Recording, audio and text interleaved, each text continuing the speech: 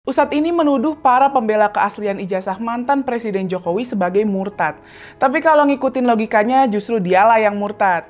Karena terbukti berdasarkan hasil uji laboratorium forensik Bareskrim Polri, ijazah Pak Jokowi dinyatakan asli. Ustadz penuduh itu namanya Fahmi Al-Anjantani, pengasuh Pondok Pesantren Aba-A Cirebon, Jawa Barat.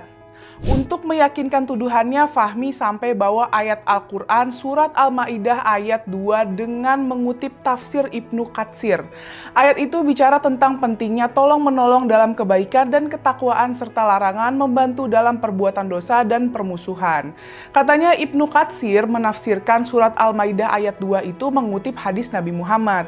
Barang siapa yang bersama orang zolim membantu kezolimannya padahal dia tahu yang ditolongnya itu zolim, maka sungguh dia telah keluar dari Islam, tegas Fahmi. Kata Fahmi membela seorang yang dinilai telah melakukan kebohongan publik tanpa mampu membuktikan keasliannya adalah perbuatan yang sangat berbahaya secara spiritual. Udah tahu salah kok dibela, udah tahu ijazahnya palsu, tidak bisa membuktikan keasliannya kok dibela.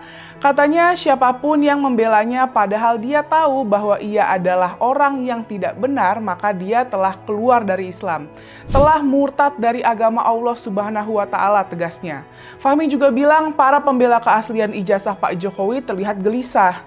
Ini menunjukkan karena pembelaannya tidak sesuai dengan hati nuraninya.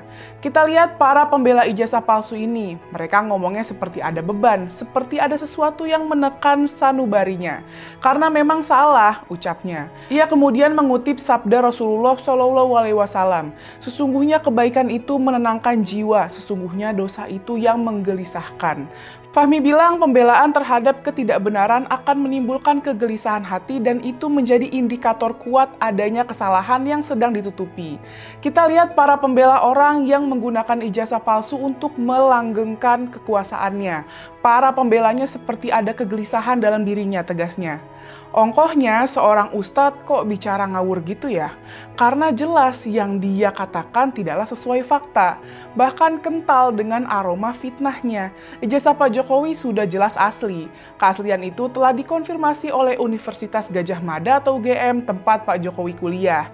Jadi keaslian itu telah dipastikan oleh lembaga yang mengeluarkan ijazah itu. KPU juga sudah berulang kali memverifikasi keaslian ijazah Pak Jokowi saat Pak Jokowi mencalonkan diri sebagai kepala daerah dan Presiden RI.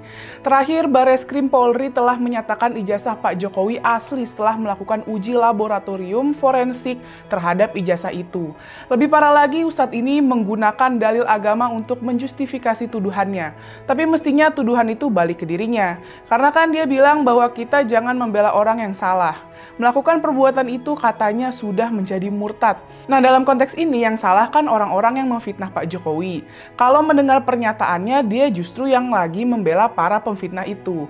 Jadi kalau begitu, siapa dong yang udah jadi murtad, Ustadz?